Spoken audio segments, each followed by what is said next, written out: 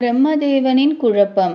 கோகுலத்தில் ஒன்றன்பின் ஒன்றாக கவலையும் அச்சமும் தரும் நிகழ்ச்சிகள் உண்டாவதைக் கண்ட ஆயர்கள் மிகவும் பயந்துவிட்டனர். புயலோ அல்லது வேறு எந்த காரணமோ இல்லாமல் மிகப்பெரிய மருத மரங்கள் விழுந்ததைக் கண்ட அவர்கள் மேலும் பயந்துவிட்டனர். ஆயர்கள் அனைவரும் ஒன்று கூடி கோகுலத்தை விட்டுவிட்டு வேறெங்காவது குடியேற வேண்டும் என்று ஆலோசித்தனர். வண்டிகளில் எல்லா பொருட்களையும் ஏற்றி குடும்பத்தினருடன் கோகுலத்திலிருந்து அனைவரும் அங்கிருந்து கோவர்தன மலைக்கருகே வந்து அங்கு பிருந்தாவனத்திலேயே குடியேறிவிட்டனர். அச்சமயம் பிருந்தாவனம் இன்று இருப்பதைப் போல சிறியதாக இல்லை. அது 20 கோஷ தூரம் பரவியிருந்த காடாகும். பிருந்தாவனம் வந்த ஸ்ரீ கிருஷ்ணனுக்கு 3-4 வயதாகிவிட்டதும் கன்றுகளை மேய்ப்பதற்கு அடம் பிடித்தார். மற்ற சிறுவர்களுடனும் பலராமருடனும் கன்று மேய்க்கத் தொடங்கினார். ஒரு நாள் கம்சன் அனுப்பிய வத்சாசுரன் எனும் அசுரன் கன்று வேடம் பூண்டு கன்றுகளோடு சேர்ந்து விட்டான்.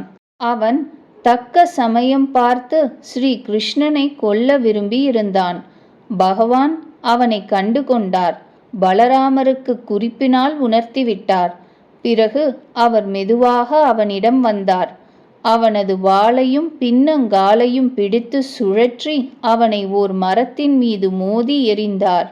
அந்த அரக்கனின் உயிர் தக்ஷணமே பிரிந்தது. கம்சன் பூதனையின் உடன் பிறந்தவனான பகாசுரனையும் ஸ்ரீ கிருஷ்ணனை கொல்வதற்காக அனுப்பினான்.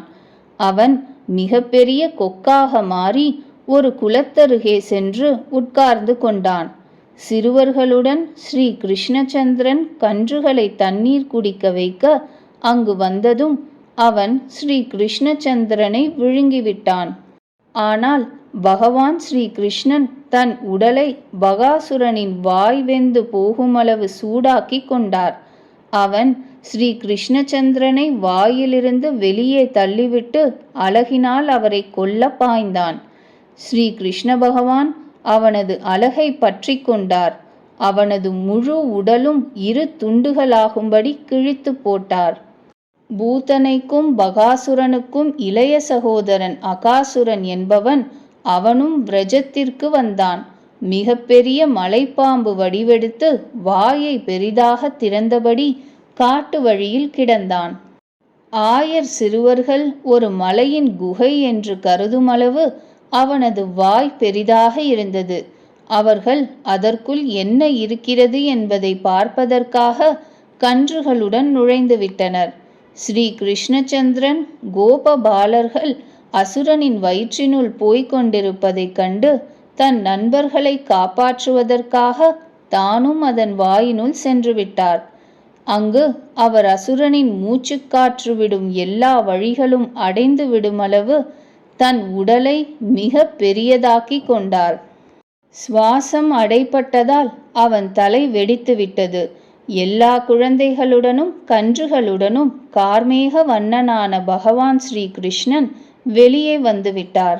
ஸ்ரீ கிருஷ்ணச்சந்திரன் அகாசுரனுடைய சுவாசத்தை தடுத்து நிறுத்தி கொன்றதும் பிரம்மதேவனின் மனதில் பகவானின் மகிமையை காணும் ஆவல் உண்டாயிற்று.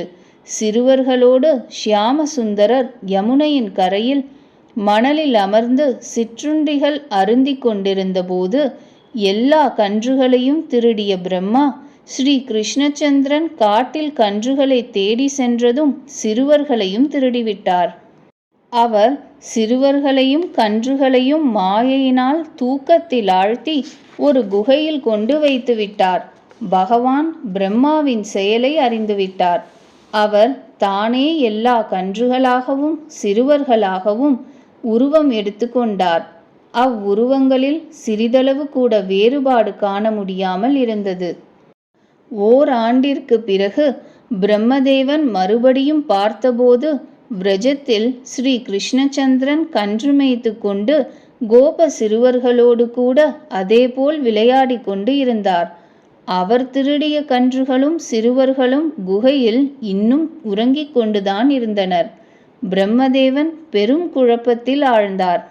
கடைசியில் ஸ்ரீ கிருஷ்ணச்சந்திரன் தன் மகிமையை காட்டியபோது அவர் தாமே எல்லா கன்றுகளாகவும் சிறுவர்களாகவும் ஆனதை வெளிக்காட்டியதும் பிரம்மதேவன் அவரது திருவடிகளில் விழுந்து பணிந்தார்.